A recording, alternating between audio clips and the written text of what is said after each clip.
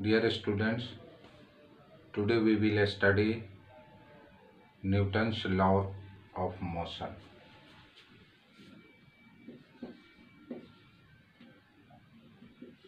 Newton's laws of motion.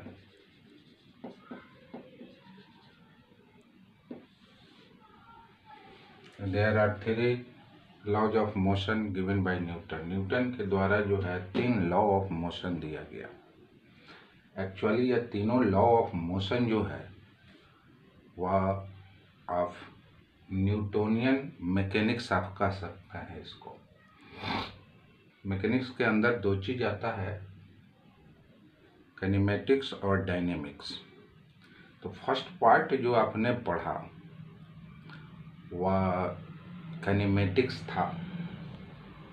Kinematics means related to motion. Motion से जो संबंधित है, चेंज इन पोजीशन जिसको आपने डिस्टेंस और डिस्प्लेसमेंट कहा, rate of change of position जिसको आपने स्पीड और वेलोसिटी कहा, rate of change of velocity acceleration कहा, यह सब काइनेमेटिक्स है.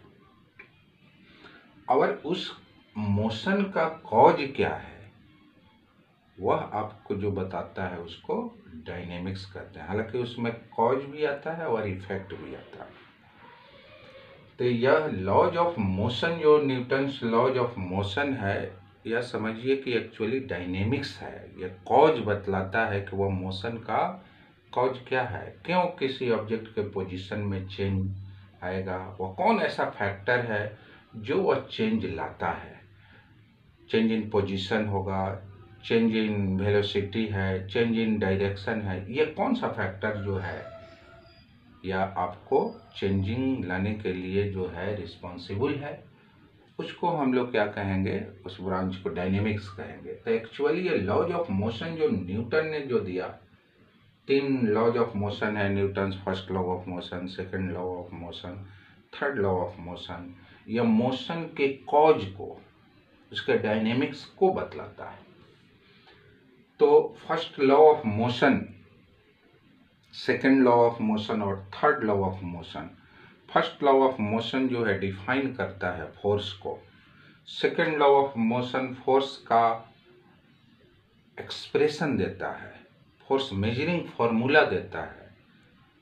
और थर्ड लॉ ऑफ मोशन जो है वह आपको फोर्स कैसे एग्जिस्ट करता है, फोर्स ओरिजिनेट कैसे करता है, ये बतलाता है. A force comes into action due to interaction, Newton's third law of motion. तो ये तीनों लॉ फोर्स के तीन. फोर्स क्या है, वो फैक्टर है जो मोशन कॉज करता है. और डायनेमिक्स है एक. डायनेमिक्स का समझिए कि वह एक पार्ट हो गया जो कॉज करता है. कॉज ऑफ मोशन जहां आप पढ़ना शुरू करेंगे वो डायनेमिक्स के अंदर आ जाएगा. तो आप यहां समझिए कि न्यूटन्स, अब इसके 3 लॉज है, उसके फर्स्ट लॉ को हम लोग पढ़ेंगे. Newton's first law of motion क्या स्टेटमेंट है और वह क्या देता है. Newton's first law of motion, law of motion.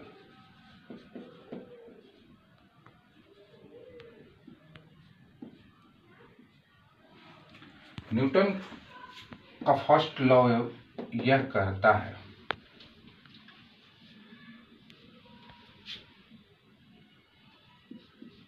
a body at rest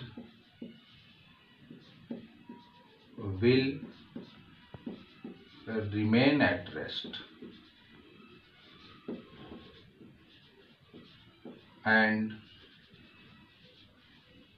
a body in motion will remain in uniform motion unless an external unbalanced force is applied on it। कोई भी body अगर rest में है तो वह rest में ही रहेगा। कोई अगर बॉडी मोशन में है, यूनिफॉर्म मोशन, किसी पर्टिकुलर डायरेक्शन में कांस्टेंट स्पीड से चल रहा है, तो वह उसी स्पीड से उस डायरेक्शन में चलता रहेगा जब तक उस पर कोई एक्सटर्नल अनबैलेंस्ड फोर्स उस पर अप्लाई नहीं हो। यह फर्स्ट लॉ ऑफ मोशन को लॉ ऑफ इनर्शिया भी कहते हैं। Newton's first law of motion is also known as law of inertia. और यह डिफाइन करता है किसको? फोर्स को। कैसे फोर्स को डिफाइन करता है? आप यह समझ सकते हैं, यह डिफिनीशन भी देता है किसका? फोर्स का, कि वह फोर्स ही एक ऐसा फैक्टर है जो कोई बॉडी अगर रेस्ट में है तो उसको मोशन में ला सकता है, या अगर वह मोशन में है तो उसका डायरेक्शन भी चेंज कर सकता है मोशन का, या मोशन का जो मैग्नीट्यूड है, स्पीड है, उसको भी चेंज कर सकता है। वह फोर्स ही एक ऐसा फैक्टर है। अब क्वेश्चन यह हुआ कि इसको लॉ ऑफ इनर्शिया क्यों कहेंगे? लॉ ऑफ इनर्शिया क्यों कहेंगे? Law of inertia, inertia word को पहले हम लोग समझ लें कि what is inertia, what does it mean. Inertia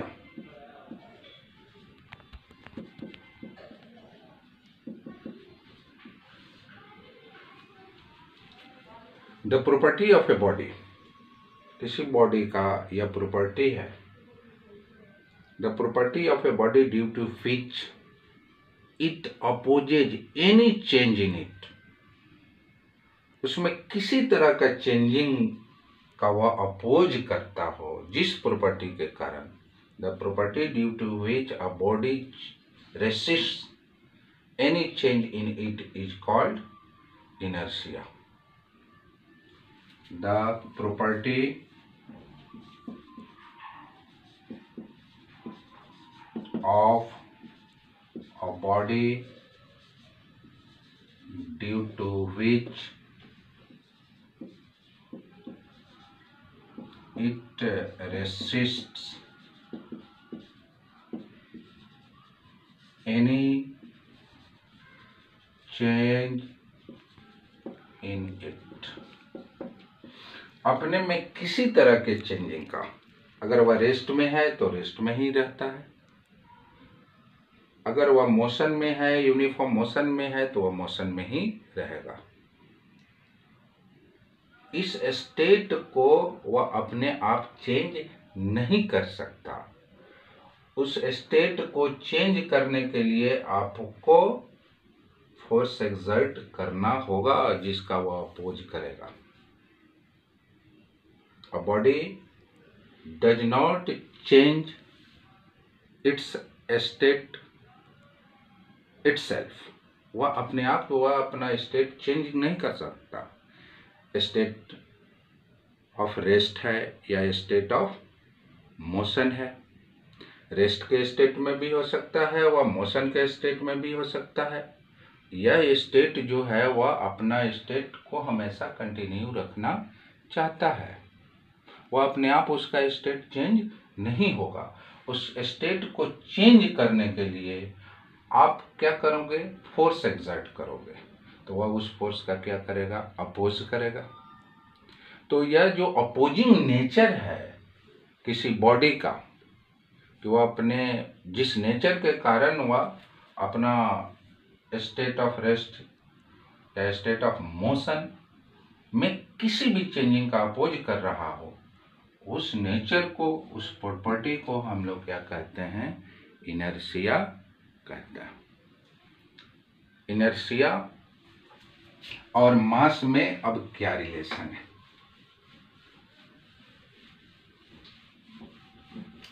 relation between inertia and mass.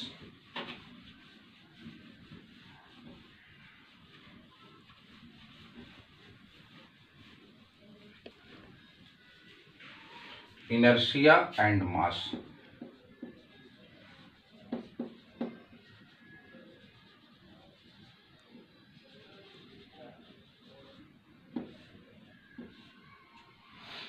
Mass quantity of material है या एक स्केलर क्वांटिटी है, इसका ऐसा यूनिट केजी है।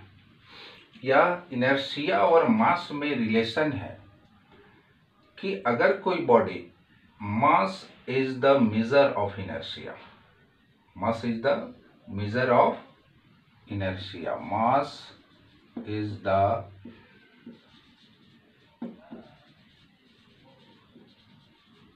measure of inertia। अगर कोई बॉडी जितना ही हेवियर होगा, जितना ही अधिक मास होगा, उसमें चेंज लाना हो तो आपको उतना ही अधिक फोर्स एक्सर्ट करना होगा। 1 kg के ऑब्जेक्ट को आप आसानी से एक जगह से दूसरे जगह डिस्प्लेस कर सकते हैं, लेकिन वहीं 10 kg ऑब्जेक्ट हो तो आपको अधिक फोर्स लगाना पड़ेगा, यानी अधिक अपोज करेगा। जितना ही मास अधिक होगा, उसका अपोजिंग नेचर या जो होगा उसके स्टेट चेंज में उतना ही अधिक होगा। अगर कोई 1 kg का ऑब्जेक्ट जो है अब मोशन में है और 10 kg का ऑब्जेक्ट जो है मोशन में है, दोनों का वेलोसिटी सेम है लेकिन मास अलग अलग है, तो निश्चित रूप से जिसका मास अधिक है उसको आप अधिक फोर्स एक्सर्ट करोगे तभी वह रेस्ट में आएगा। इनर्शिया जो है वह किस पर डिपेंड है? मास पर डिपेंड है। मास अगर अधिक है तो उसका इनर्शिया भी अधिक है, मास अगर कम है तो उसका इनर्शिया भी कम है, यानी अपोजिंग प्रॉपर्टी, अपोजिंग नेचर उसका क्या है, वह कम है।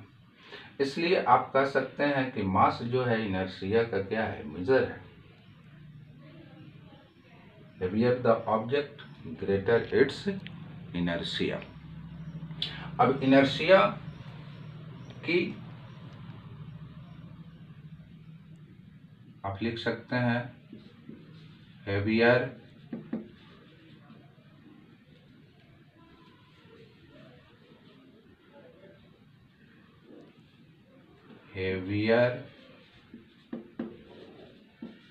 is the body the greater is its inertia। Heavier is the body, the greater is its inertia। Body जितना ही अधिक क्या होगा, मासिव होगा, उसका इनर्शिया भी क्या होगा, उतना ही अधिक होगा। अब इनर्शिया का टाइप्स देखिए, types of inertia. Inertia of rest,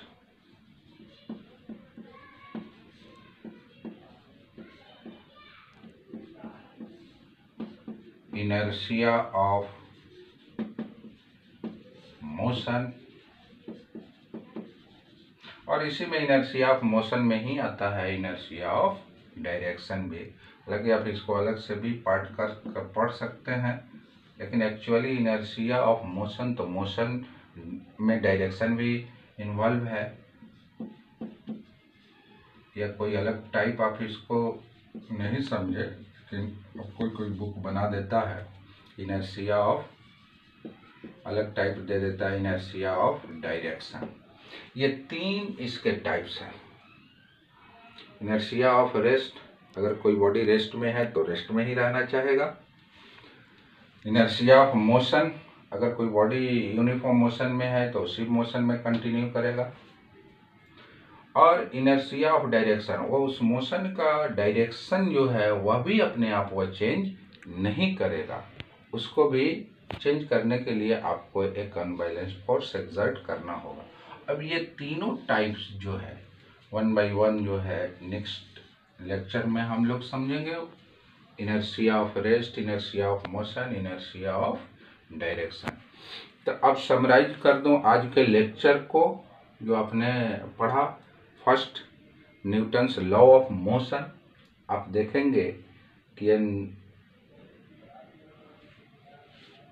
नाम है लॉज ऑफ मोशन, लेकिन आपको देगा कौन चीज? या फोर्स का डिफिनेशन, फोर्स का एक्सप्रेशन और फोर्स का एग्जिस्टेंस, फोर्स कहाँ से ओरिजिनेट करता है, कैसे फोर्स लगता है ये। तो इट मीन्स कि ये मोशन जो है काइनेमेटिक्स है और उसका कॉज क्या है, किस कारण से मोशन आया, वह डायनेमिक्स है। तो ये क्लासिक थ्योरी है डायनेमिक्स का कंसेप्ट जो न्यूटन ने दिया कि कोई ऑब्जेक्ट मोशन में क्यों आएगा, उसमें मोशन लाने के लिए कौन सा फैक्टर जो है वह रिस्पॉन्सिबल है। तो फर्स्ट लॉ आपने पढ़ा, इसमें 3 लॉ पढ़ना है। न्यूटन 3 लॉ ही होता है न्यूटन का, फर्स्ट लॉ, सेकंड लॉ और थर्ड लॉ। फर्स्ट लॉ जो लॉ ऑफ इनर्शिया है या जो फोर्स को डिफाइन करता है, वह लॉ यह कहता है कि if a body is at rest will remain at rest and a body is in motion will remain in uniform motion unless and until an external unbalanced force is applied on it। जब तक कोई external force अगर apply नहीं होता है तब तक वह अपने पोजीशन को चेंज नहीं करेगा। उसी में एक वर्ड आया law of inertia. Newton's first law को लॉ ऑफ इनर्शिया क्यों, या कौन ऐसा प्रॉपर्टी है जिसके कारण हुआ इटसेल्फ अपने पोजीशन को या अपने मोशन को वह चेंज नहीं करता है या नहीं करना चाहता है। What is the property due to which a body does not want to change its position, its state of motion और स्टेट ऑफ रेस्ट। ये कौन ऐसा प्रॉपर्टी है? उस प्रॉपर्टी को हम लोग क्या कहते हैं? इनर्शिया कहते हैं, जो अपोजिंग नेचर है यह इसकी प्रॉपर्टी है। और इनर्शिया मास में क्या रिलेशन होता है और इनर्शिया का टाइप। Thank you.